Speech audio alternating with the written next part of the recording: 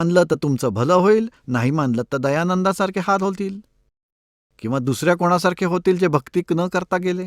बघा, पुन्हा ऋग्वेद दाखवतो तुम्हाला.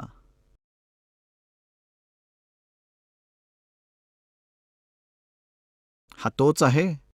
ऋग्वेद मंडल क्रमांक 9 सूक्त 94 मधील हा मंत्र 1 आहे. याचं मूळ संस्कृत इथे दिलं आहे.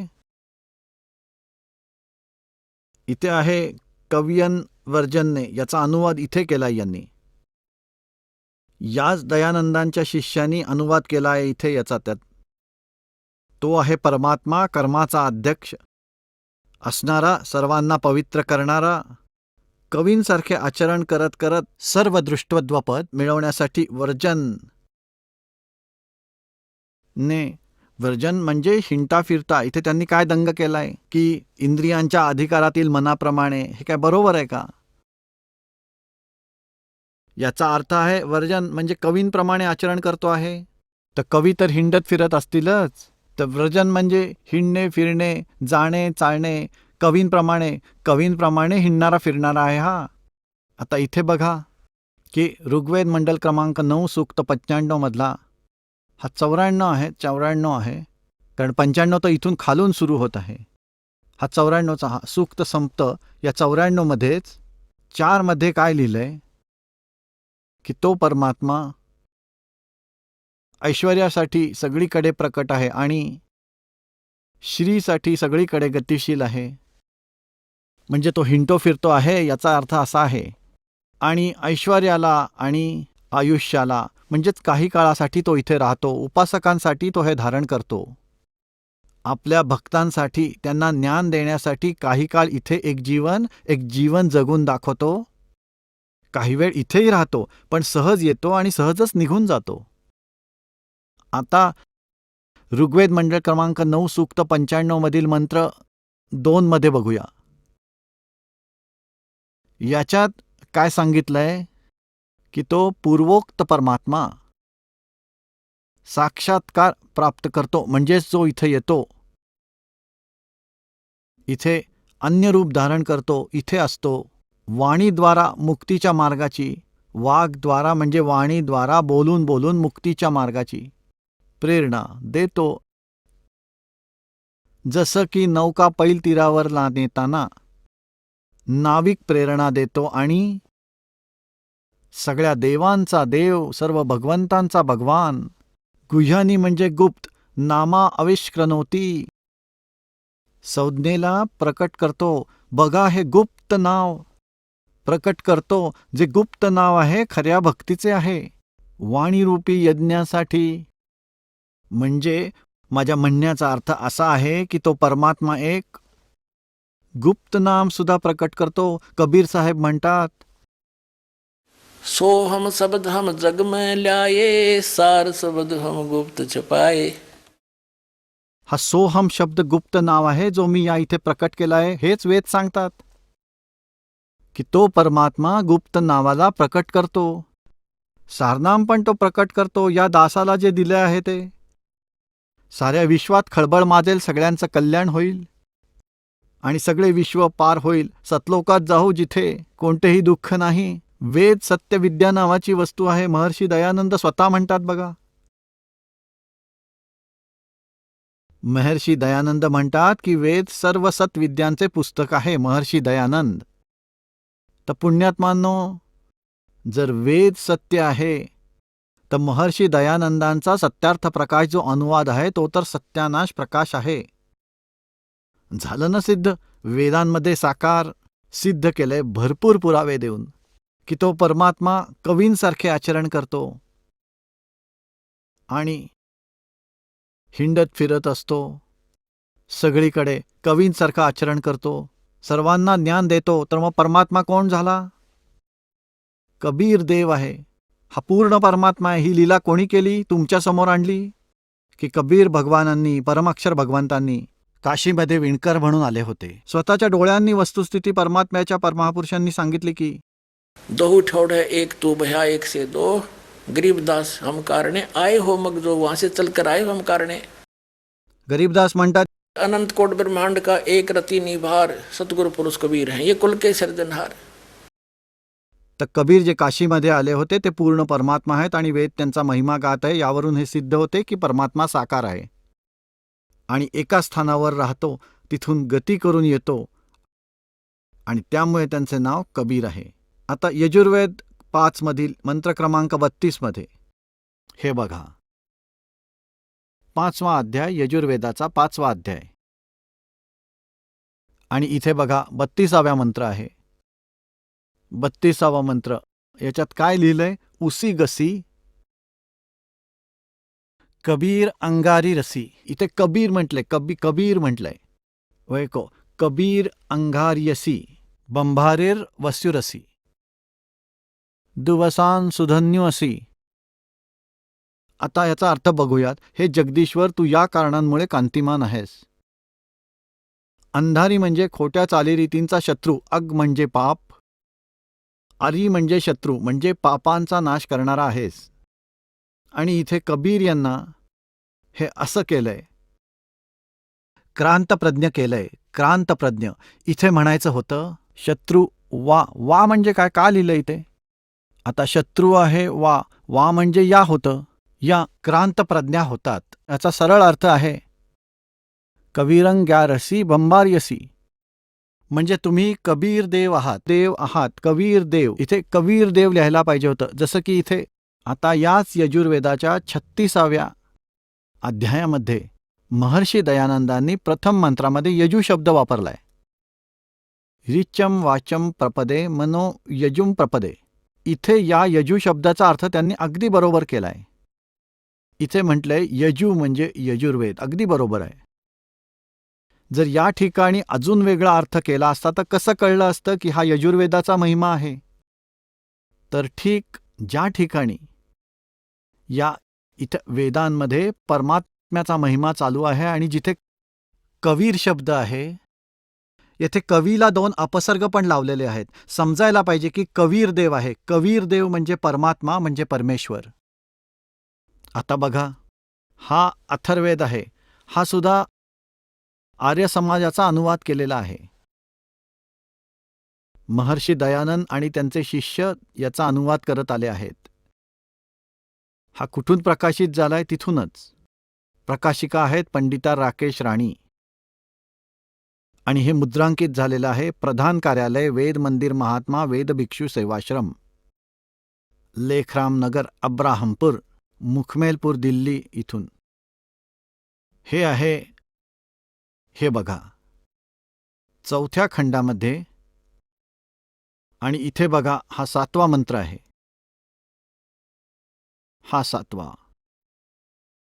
इथे या ठिकाणी कबीर देव शब्द आहे. कबीर देव. ये अथर्वणम पित्रम देवेंदु बृहस्पती नमसा गच्छात्र त्वम विश्वेश्वाम जनिता. त्वम म्हणजे आपण, विश्वशा म्हणजे विश्व म्हणजे सारी सृष्टी ब्रह्मांड संपूर्ण विश्वासाचा उद्वाता. देव कबीर देव न दभायत स्वधावान. यात असं लिहिलंय की गतिशील पुरुषार्थी पुरुषा, निश्चल पिता विद्वान किंवा सूर्यादी दिव्यलोकाचा बंधू नियमक, सगळ्या जगाच्या स्वामी परमेश्वराला नमस्कार करून निश्चय करून ओळखूया की हे परमेश्वर तू सर्व सुखांचा उत्पादक आहेस. कारण की इथे म्हणायचं होतं की तुम्ही कबीर देव आहात. इथे बघा, इथे कबीर देव, इथे अप्सर लावलंय इथे आणि देवाचा अर्थ परमेश्वर केलाय. तर असं लिहायचं होतं तो कबीर देव आहे, कबीर परमेश्वर आहे. कबीर देव लिहू शकतात. हे जसंच्या तसं लिहायला पाहिजे होतं. कबीर देव, आपण त्याला कबीर देव, कबीर म्हणजे परमेश्वर, तो म्हणजे कबीर परमेश्वर आहे याचा हा अर्थ आहे. जो सगळ्यांचा रचनाहार आणि सच्चा मित्र, जो सगळ्या ब्रह्मांडाचा रचनाकार, तो कबीर देव आहे. कबीर साहेब आहे. कबीर साहेब म्हणजे कबीर परमात्मा, कबीर देव म्हणा, अल्लाह म्हणा, खुदा म्हणा, कबीर तर परमेश्वर आहेत. आता आपण परत घेऊया यजुर्वेद. अथर्ववेद ठेवून दिला. हा महर्षी दयानंदांचा अनुवाद आहे. हा इथेच छापलाय. इथूनच आपण बघूया. आता इथून आपण परत 5व्या अध्यायाचा, यजुर्वेदाच्या 5व्या अध्यायाचा. आता आपण 32वा मंत्र वाचतोय. 32वा. यामध्ये कबीर अंगारिसी, कबीर परमात्मा, कबीर परमेश्वर, कबीर देव. बमभारी म्हणजे काय म्हणतात हे जगदीश्वर ज्याप्रमाणे आपण कांतिमान आहात, ठीक. इथे अंगारी म्हणजे पापांचा शत्रू, पापनाशक, पापांचा दुश्मन.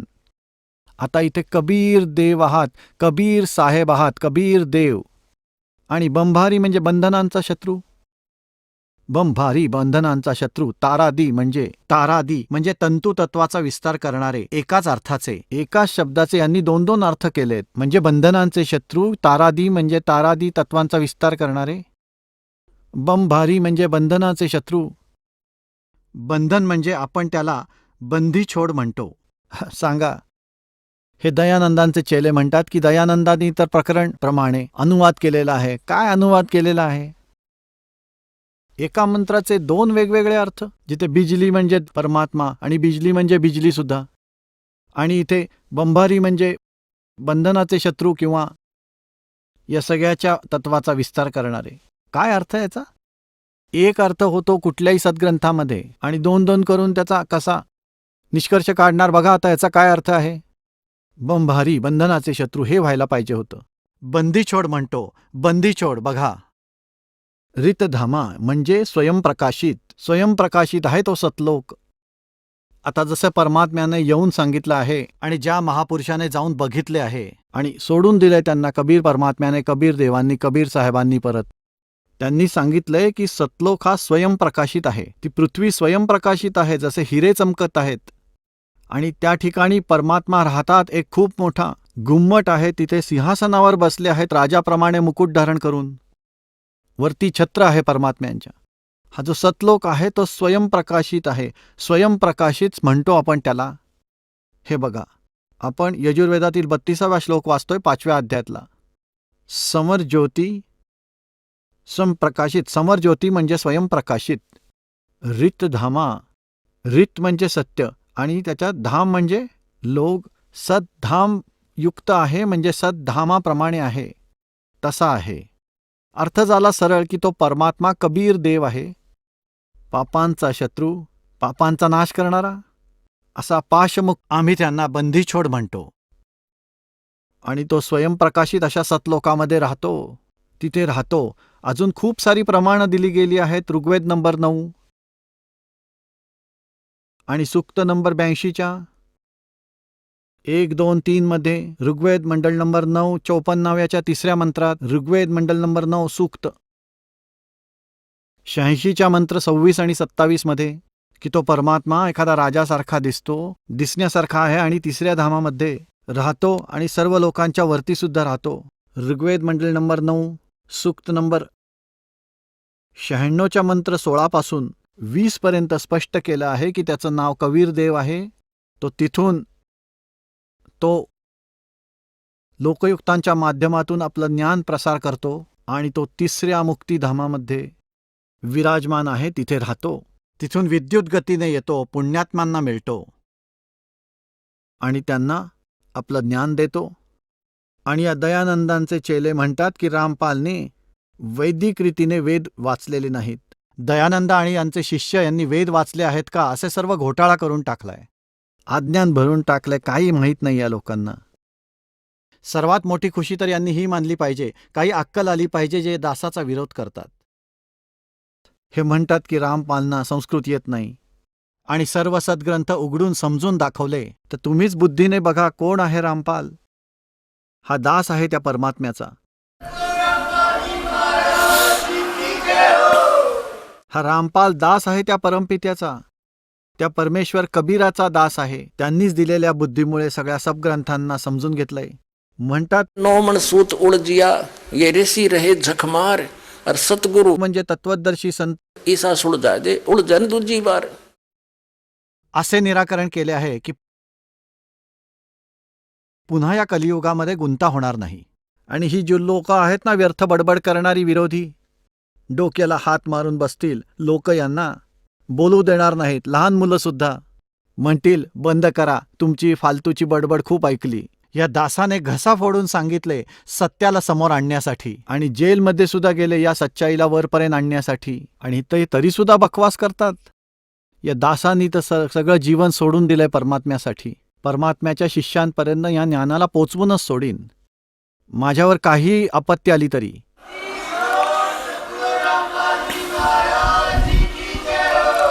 तर महर्षी दयानंद संस्कृत भाषा जाणकार होते, व्याकरण जाणकार लोकांना या भाषेचं व्याकरण येणारच. एका भाषेच्या पारंगत असल्याने महर्षी होऊ शकत नाही, तो त्या भाषेचा शास्त्री होऊ शकतो.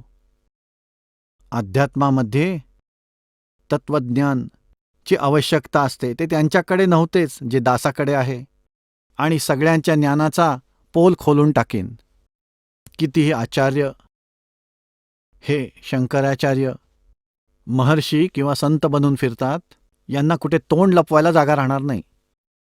जनताच त्यांना जागेवर आणेल, यांची एक गोष्ट सुद्धा कोणी ऐकायला तयार होणार नाही. आणि जितकेही हे TV चॅनल्स आहेत, इलेक्ट्रॉनिक मीडिया किंवा वर्तमानपत्र, हे सत्यज्ञान पसरवायला या दासाची मदत केली पाहिजे, पण ते करतायत विरोध.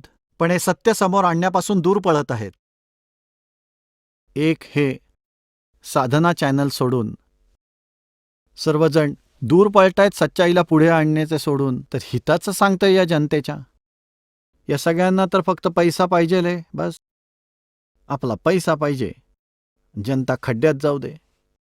आणि एक आहे हे पुण्यकर्म करणारं साधना चॅनलचे जे मालक आहेत, आणि धन्य आहेत ते कार्य करणारे सगळे पुण्यात्मे, ज्यांना हे खरंच क्रेडिट मिळेल परमेश्वराचे संदेश त्यांच्या मुलांपर्यंत पोचवण्याचं हे काम करतात. त्यांना खूप मोठा लाभ होईल. आणि एक दिवस असं होईल, एकतर हे खरे विचार राहतील, नाहीतर हे सगळे TV चॅनल्स बंद होतील. तो दिवस लांब नाही.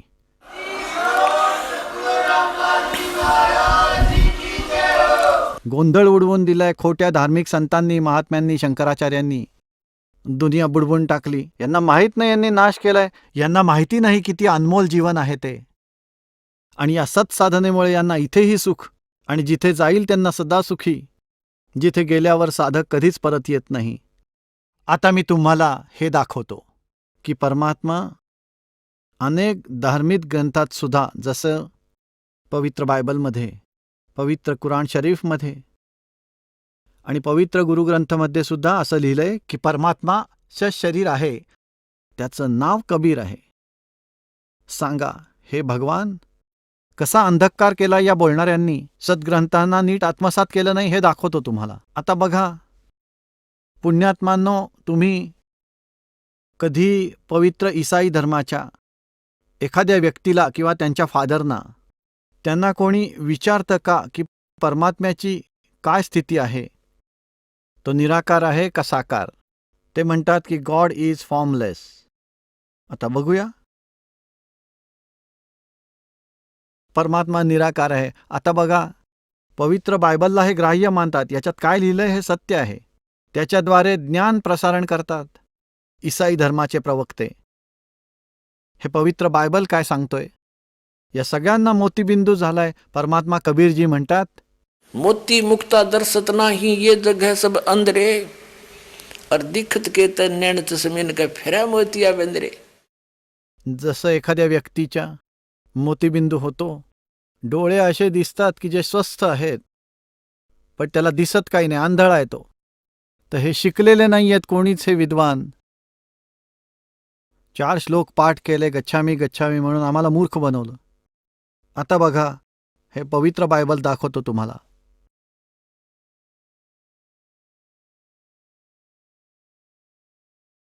याचे उत्पत्ती ग्रंथाला बघूया. हे इथून छापलंय. हे संपूर्ण जीवन अध्ययन बायबल, हे सगळं ह्याचं हे इथे लिहून ठेवलंय. संपादक आहे डेव्हिड स्टुअर्ट, इंग्रजीचे संपादक डोनाल्ड सी स्टाम्प MA. आता सृष्टीची उत्पत्ती कशी झाली हे दाखवतो. हे इथून सुरुवात होते, जेनेसिस. जेनेसिस म्हणजे उत्पत्ती. 1 अध्याय 4 पानावर म्हणतात की परमेश्वराने आकाश आणि सृष्टीची उत्पत्ती केली. पृथ्वी ही सुमसान आणि बेडोल पडली होती आणि सगळीकडे अंधकार होता आणि परमेश्वराचा आत्मा पाण्यावर भ्रमण करत होता. परमेश्वराने उजेडाला दिवस आणि अंधाराला रात्र म्हटले. संध्याकाळ झाली, रात्र झाली, अशा प्रकारे पहिला दिवस संपला. परत दुसरा दिवस उजाडला, संध्याकाळ झाली, रात्र झाली, अशा प्रकारे दुसरा दिवस संपला. त्या दिवशी आणखी काही रचना केली. असा तिसरा दिवस सुद्धा गेला. असे करत 6 दिवस झाले. या 5व्या पानावर 1 अध्यायाचा श्लोक नंबर 26 वाचूया. सगळं काही झाल्यावर, उत्पत्ती झाल्यावर परमेश्वर म्हणाले, मी मनुष्याला माझ्या स्वरूपानुसार बनवले, माझ्या समान बनवले. आपल्या माणसांना परमेश्वर म्हणाला आपल्याप्रमाणे बनवले. आणि ते समुद्रातले मासे आणि आकाशातले पक्षी आणि पाळलेले प्राणी आणि सगळ्या पृथ्वीवर आणि सगळ्या सरपटणाऱ्या प्राण्यांवर जे पृथ्वीवर राहतात, अधिकार गाजवतात. सांगायचं हे आहे की ते जे बुद्धिमान आहेत त्यांच्यावर अंकुश ठेवण्यात यावा. मनुष्याला आमच्यासारखंच बनवू, परमेश्वरांनी सांगितलं. तेव्हा परमेश्वरांनी मनुष्याला आपल्याप्रमाणेच उत्पन्न केलं. आपल्याप्रमाणे परमेश्वराने त्याला उत्पन्न केलं. 4 ओळीत सांगितलेलं आहे. 4 ओळीत परमात्म्याने मनुष्याला आपल्याप्रमाणे उत्पन्न केले. परमात्मा कसा झाला? नर आकार, मनुष्य दृश्य. हे बघा, तर परमेश्वराने मनुष्याला आपल्याप्रमाणे उत्पन्न केलं. आपल्या स्वरूपाप्रमाणे परमेश्वराने त्याला उत्पन्न केलं. नर आणि मादी यांच्या रूपाने मानवाची निर्मिती केली. ठीक. आणि 7व्या दिवशी त्याने विश्राम केला. आता बघा 7वा दिवस.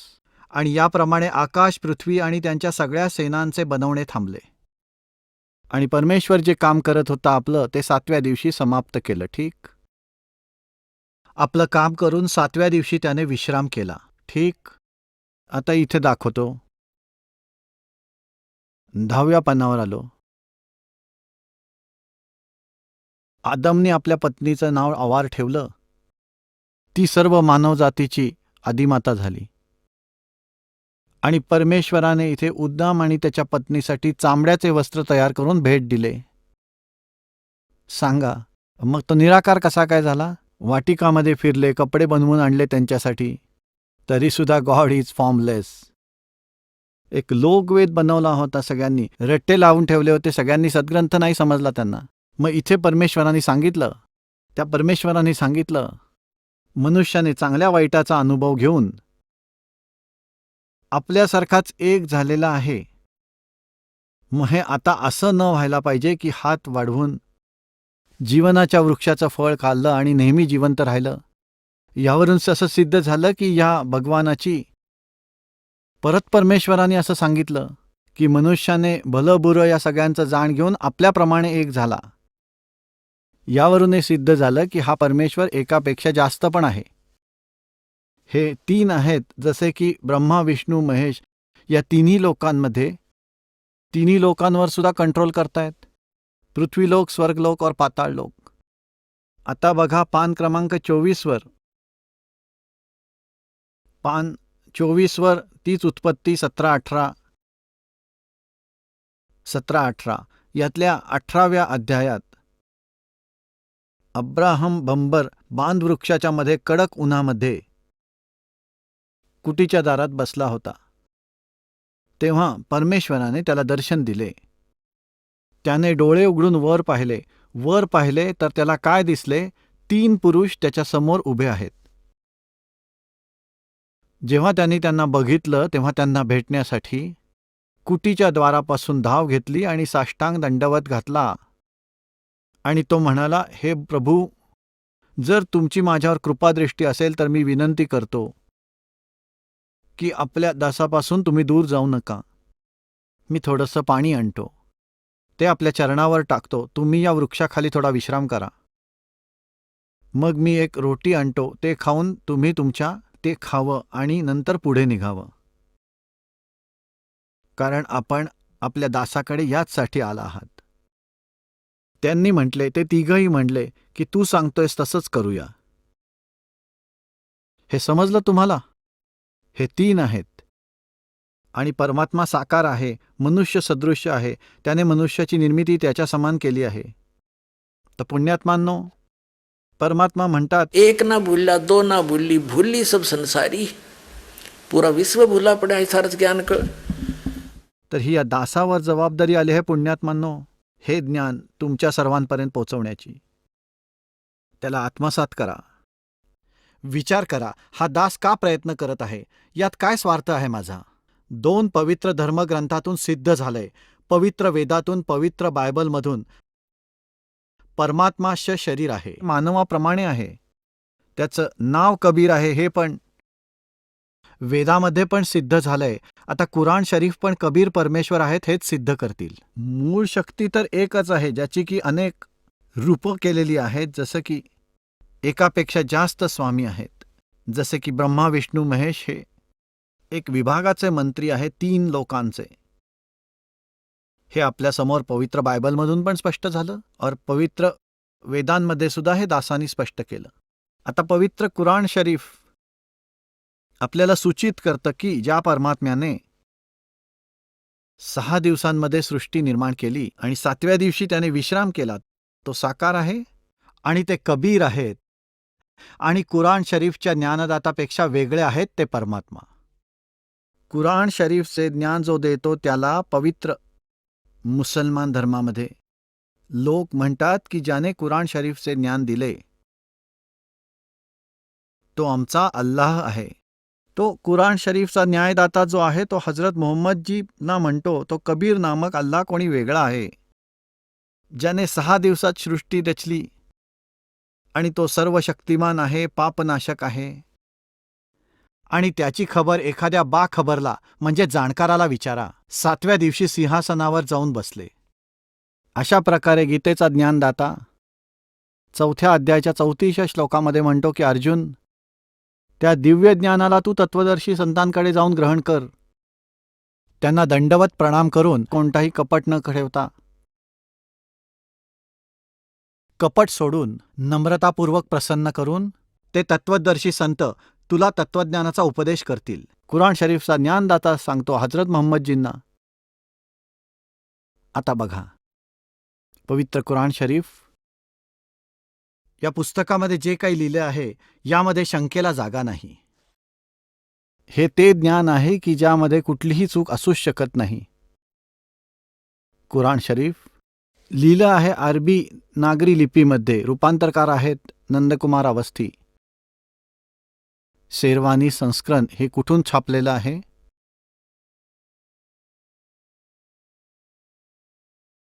हे तेच लिहिलं आहे की याच्यात कुठलीही चूक असू शकत नाही.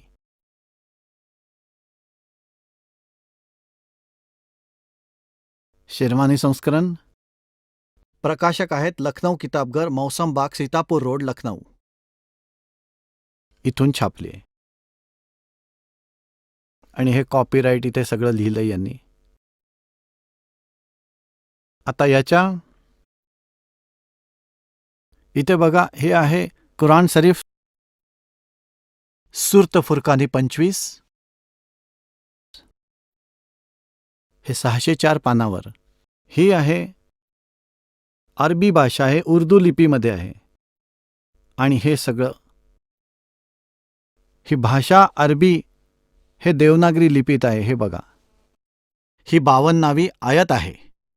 51वी समाप्त झाली. इथे लिहिलंय फला तुतियल काफिरन व जाहिदुम बिही जिहादन कबीरन. जसे संस्कृतमध्ये अलंतवाला मै लावतात, जसे कबीरम लिहिलंय कबीरम, त्यामध्ये मै हा शब्द काढून टाकलाय. जनता जेव्हा हिंदीमध्ये लिहिल तेव्हा कबीर सरळ सरळ कबीर, हे कबीर आहे. जिहादन याचा अनुवाद सुद्धा त्यांनी इथे केलाय हिंदीमध्ये. 51वी आयत संपली, 52वी सुरू झाली. कुराण शरीफचा ज्ञानदाता हजरत मोहम्मदना सांगतो की हे पैगंबर, तू या काफिरांचं ऐकू नकोस. कुराणच्या दलिलाने त्याचा सामना मोठ्या जोमाने करा. यांनी कबीरांचा अर्थ इथे मोठा केलाय. मोठा. आता त्याचा वास्तविक अर्थ आहे तो दास तुम्हाला सांगतोय. कुराण शरीफचा ज्ञानदाता तोच आहे जो वेदाचा ज्ञानदाता आहे, जो गीतेचा ज्ञानदाता आहे. आणि हा हजरत मोहम्मदजींना सांगतोय की हे पैगंबर हजरत मोहम्मद, तू इतर कोणाचेही ऐकू नकोस. कारण हे जे काफिर आहेत ते कबीरला अल्लाह मानत नाहीत, अन्य देवदेवतांना पूजतात. आणि तू माझ्याद्वारे सांगितलेल्या या कुराण शरीफची दलिलावर दृढ हो, विश्वास कर. आणि तो कबीर परमात्मा आहे जे इतर मानत नाहीत, त्यासाठी तू संघर्ष कर. त्यांच्या बोलण्यात येऊ नकोस, लढू नकोस. जिहाद म्हणजे द्वंद्व करणे नाही तर संघर्ष करणे असे आहे. ते म्हणाले कबीर भगवान नाही तर त्यांचं तू ऐकू नको. तर कितीतरी कष्ट सोसावे लागले. आणि ते दृढ भक्त होते मोहम्मदजी. त्यांनी कोणाचंच ऐकलं नाही आणि त्यानंतर खूप कष्ट सोसावे लागले. आता बघूया 53 आता आपण इथे हिंदी वाचूयात. सुरत फुरकानी 25 607 पानावर. इथे बघा 52 पूर्ण झाला, हा 53 आहे. आणि हा तोच आहे ज्याने 2 नद्यांना एकत्र आणलं. एकीचं पाणी गोड तहान भागवणारं आणि एकीचं पाणी खारट कडू, आणि दोन्ही मध्ये एक मजबूत बांध घातला. आता 54 तोच आहे ज्याने पाण्याच्या एका थेंबापासून मनुष्याला निर्माण केलं. साहेबे नसीब, मग त्यांनी कोणाचा मुलगा कोणाची मुलगी बनवली आणि सासरकडचे म्हणजे कोणाचा जावई सून बनवलं. आणि तुमचा परमेश्वर प्रत्येक गोष्ट करण्यास सक्षम आहे. 55 मध्ये 54 झाली. आता काफिर अल्लाशिवाय अशा लोकांना पूजतात की जे त्यांना फायदा पोचू शकत नाहीत ना नुकसान. आणि काफिर तर आपल्या परमेश्वराकडे पाठ वळवून बसलेत, तोंड वळवून बसलेत. एकतर ह्याच्यावरून हे सिद्ध झालं की कुराण शरीफच्या ज्ञानदातापासून वेगळा आहे कोणीतरी परमात्मा, ज्या विषयात हजरत मोहम्मदला सलाह मिळतीये. आणि हे पैगंबर, आम्ही तुला ऐकवण्यासाठी आणि अजाबची भीती घालवण्यासाठी पाठवले आहे. आम्ही तुला खुश खबर, या लोकांना म्हणा की मी तुम्हाला परमेश्वराचा आदेश पाळण्यासाठी पाठवले आहे, पण काही मजदुरी मागत नाही. हां, जे पाहिजे आपल्या परमात्म्यापर्यंत पोचवण्याचा मार्ग माहिती करून घे. आता 58 मध्ये हे पैगंबर, त्या जिंदावर भरोसा ठेव, तो कधी मरणार नाहीये. त्याची तारीफ बरोबर महिमा आणि पवित्रता सांगत रहा. आणि आपल्या भक्तांच्या गुणाचे तो चांगला जाणकार आहे आणि तोच पूजायला योग्य आहे. यांनी येथे काफी अर्थ केले. कोणाचा? आता बघा 58व्या आयातवर येऊ आपण. इवादे खबीरा. इवादे म्हणजे जो पूज्य आहे, पूजनाला योग्य. आता इथे 59 मध्ये सुद्धा खबीरा असा उल्लेख केला आहे, ज्याला तुम्ही कबीर म्हणा, खबीर म्हणा किंवा कबीरा म्हणा. हे एकाच परमात्म्याचे नाव आहे. जसे आमच्या इथे हरियाणामध्ये पलवल शहर आहे, त्या क्षेत्रातल्या व्यक्ती त्याला परवर म्हणतात. ते लचा र असा उच्चार करतात. पलवलला परवर म्हणतात. जसं आपण दलिया म्हणतो ना, दलिया, त्याला ते दरिया म्हणतात. तर सांगणं एकच आहे, खबीर म्हणा, खबीरन म्हणा, खबीरा म्हणा. त्यांनी त्याचा अर्थ केला की मोठा, खूप मोठा. बघा आता इथे गडबड झाली आहे सगळी. आता हे बघा, हे पैगंबर, त्या जिंदावर भरोसा ठेवा, तो कधी मरणारा नाहीये. आता ज्याप्रमाणे परमात्मा कबीरजी म्हणतात की जे मोहम्मदजींना भेटले होते, मोहम्मदजींना, आणि आम्ही मोहम्मदांना जिथे घेऊन गेलो, जिंदा महात्म्याच्या रूपात कबीर परमेश्वर सर्व महापुरुषांना भेटले. आदरणीय धरमदास साहेबांना भेटले, आदरणीय नानक साहेबांना भेटले, आदरणीय दादू साहेबजी यांना, आदरणीय गरीबदासजी साहेब गाव छुडानी जिल्हा जंजरवाल्यांना, आदरणीय गीसा साहेबजी गाव खेकडा जिल्हा मेरठ उत्तर प्रदेशच्या. असेच ते मोहम्मदजींना पण भेटले होते जिंदा महात्म्याच्या रूपात. हे समजू शकले नाहीत की त्यांनी जिंदाचा अर्थ केला चैतन्य. याचा अर्थ असा आहे की जे जिंदाच्या रूपात तुला भेटले होते ते परमात्मा आहेत, पूर्ण ब्रह्म. ज्याने 6 दिवसात सृष्टीची निर्मिती केली आणि 7व्या दिवशी विश्राम केला, तो अविनाशी आहे, तो सर्व पापांचा नाशक आहे आणि सर्व गुन्ह्यांचा म्हणजे पापांचा नाशक आहे. आणि वो 7व्या दिवशी वरती जाऊन विराजमान झाला, तो परमात्मा आहे हा कबीर. हे बघा, हे पैगंबर, त्या जिंदा यांनी जिंदा रूपात मिळाले त्यावर भरोसा ठेव, जो कधी मरणारा नाहीये, वास्तवात अविनाशी आहे. आणि प्रशंसा करून त्याची महिमा सांगत रहा, त्याचे महिमेचे गुणगान करा. कुराण शरीफाचा ज्ञानदाता कुठल्या तरी कबीर नावाच्या परमात्म्याची महिमा सांगत आहे आणि त्याची महिमा हजरत महम्मद पण करायला सांगत आहेत. हे बघा, आणि त्याच्याबद्दल तो आपल्या शिष्यांच्या गुन्ह्याबाबत खूप खबरदारी घेतो. यांनी कबीरचा अर्थ काफी केला या इथे. खूप जागरूक आहे हे लिहिलं इथे. आता 59 मध्ये असं सांगितलंय की जो चराचरात आहे, ज्याने जमीन व आकाश आणि जे पण त्याच्या आत झाले सर्वांना 6 दिवसात उत्पन्न केले, मग तो सिंहासनावर विराजमान झाला, तो अल्लाह खूप दयाळू आहे. तर त्याची माहिती बाखबरला विचारून पहा आणि तत्वदर्शी संतांना विचारून पहा. इलमवाले को म्हणजे एखाद्या तत्वदर्शी संताला विचारा. तर कुराण शरीफचा ज्ञानदातासुद्धा त्या परमेश्वराची खबर ठेवत नाही, त्याने एका तत्वदर्शी संतांकडे इशारा केला. असेच यदि गीता अध्याय नंबर 4 के श्लोक नंबर 34 गीता ज्ञानदाता म्हणतो की अर्जुन, तर ते तत्वज्ञान जे परमात्मा इथे येऊन सांगतो, तर ते तू तत्वदर्शी संतांकडे जाऊन समज. त्यांना साष्टांग नमस्कार करून, कपट सोडून, नम्रतापूर्ण अभिवादन करून तर ते संत तर बाखबर तुला ते तत्वज्ञान सांगतील, त्या परमात्म्याविषयी तुला सांगतील. हा कुराण शरीफाचा ज्ञानदाता तो ब्रह्म आहे आणि हजरत महम्मदला सांगतोय की तो कबीर नावाचा परमात्मा आहे, ज्याने 6 दिवसात सृष्टी निर्माण केली आणि 7व्या दिवशी विश्रांती घेतली. तो आहे पूर्ण परमात्मा. त्याची खबर एखाद्या बाखबरीला विचार.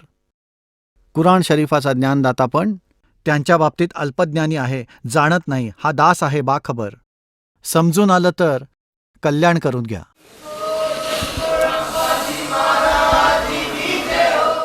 आता बघा, 59 मध्ये कमाल केली आहे की जे आकाशात आणि जमिनीवर जे काही या दोघांमध्ये आहे, सर्व 6 दिवसात निर्माण केलं आणि नंतर तख्तावर जाऊन विश्रांती घेतली. वो अल्लाह बडा. इथे कबीर म्हणायचं होतं. हे बघा 59 वर हे लिहिलं आहे, अर हवान फसल बिही खबीरन. याचा अर्थ मोठा केला त्यांनी. इथे म्हणायचं होतं की तो अल्लाह कबीर आहे,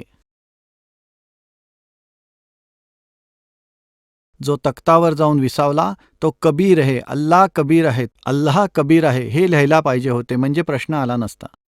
तो कबीर अल्लाह रहमान आहे.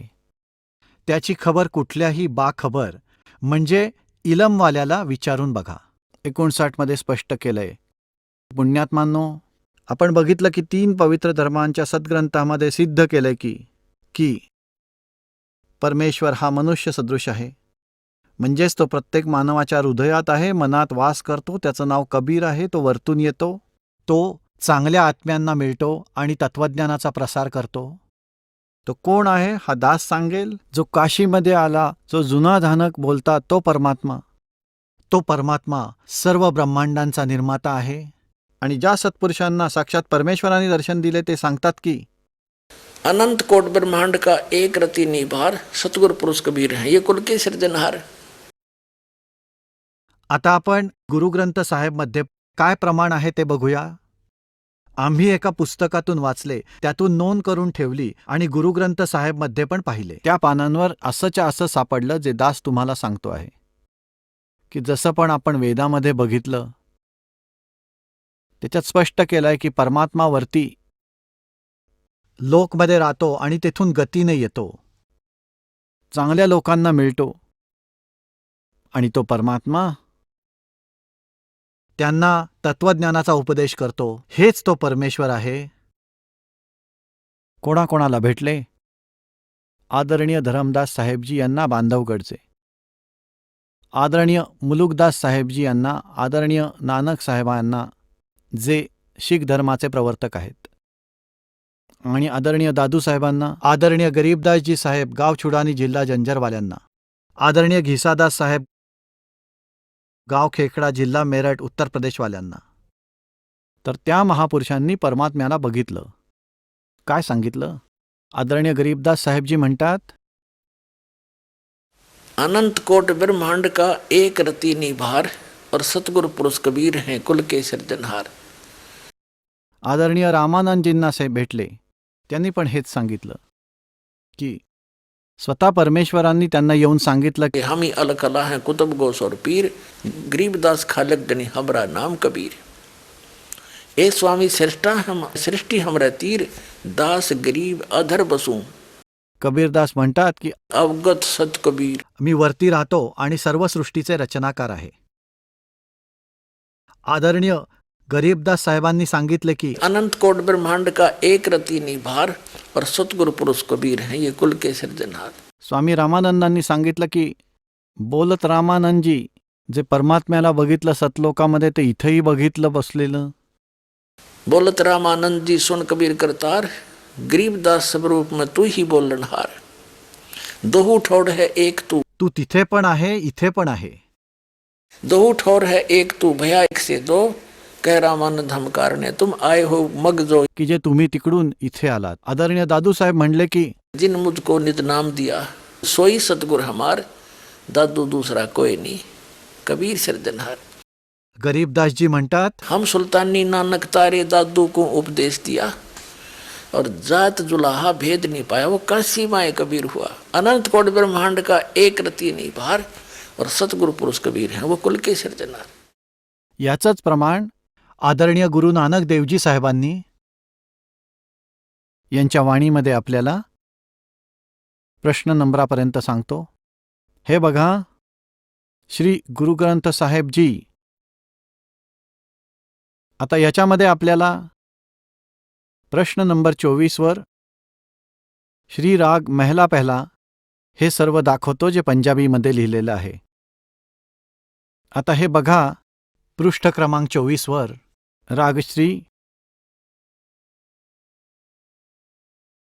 हे आहे श्री राग महला पहला घर 4. आता हे पहा, मैं कीता न जाता हराम खोर, ओ किया मुँह देसा दुष्ट चोर, नानक नीच कह विचार. बघा, विचार म्हणले आहे. विचारला पंजाबीमध्ये विचार म्हणतात. बघा, पंजाबीमध्ये वला ब म्हणतात. नानक नीच कह विचार ये दानक रूप रहा करता रे, दानक रूप रहा करता रे. आता आपल्याला एक प्रमाण अजून दाखवतो. जिथे सरळ कबीर नाव लिहिले आहे, पृष्ठ क्रमांक 721 हे पान नंबर 721 हे पहा. आता हे पहा, एक अरज गुप्तम पेश तोदर गोस कून करतार, हक्का कबीर करीम तू. हे शब्द बघा लक्षपूर्वक. हक्का कबीर म्हणजे सत कबीर, दयाळू तू. हक्का कबीर करीम तू, दयाळू तू. बेऐब परवरदिगार. आता हे पहा, नानक बगयोत जन तुरा तेरे चाकरा पाखा. तुझ्या पायाची धूळ. चाकरा म्हणजे तुमचा सेवक, तुमचा नोकर. पुन्हा बघा, वरून पृष्ठ नंबर 721 पृष्ठ क्रमांक 721. पुन्हा खाली पहा, हक्का कबीर, सत कबीर. हे एकदम समोर स्पष्ट दिसतंय. हक्का कबीर एकदम स्पष्ट लिहिलंय. हे सत कबीर, आपल्या चरणाची धूळ, आपला दास नानक. बोला, काय कसर राहिली आता? कोणी विचारलं, म्हणतात भगवान निराकार आहे. आणि महापुरुष काय म्हणतात? इथे परमेश्वर कबीर साहेब पण म्हणतात की हम ही अलख अला हैं कुतुब गोस और पीर, गरीबदास खालिक दनी हमरा नाम कबीर. ए स्वामी सृष्टा में सृष्टि हमारा तीर, दास गरीब अधर बसुम अवगत सत कबीर. की वर राहतो मी, सत्कबीर आहे मी, सत्पुरुष आहे मी. सचखंडमध्ये राहतो, सर्व ग्रंथ प्रमाणित केले. परमात्मा मनुष्य दृश्य आहे. सहशरीर आहे, वरच्या लोकात राहतो आणि इथे पण काही लीला करण्यासाठी व उपदेश करण्यासाठी येतो. दृढ भक्तांना भेटतो. ते सहशरीर आहेत, त्यांचे नाव कबीर आहे. ते कोण आहेत? अनंत कोट ब्रह्मांड का एक रति नहीं भार, सतगुरु पुरुष कबीर हैं कुल के सिरजनहार। हम सुल्तानी नानक तारे दादू को उपदेश दिया, जात दुलाहा भेद न पाया वो काशी माहे कबीर हुआ। वो धानक रूप रहा करतार। ते कबीर भगवान, कबीर इज गॉड, कबीर पूर्ण परमात्मा आहे. कबीर इज गॉड इति सिद्धम. सत साहेब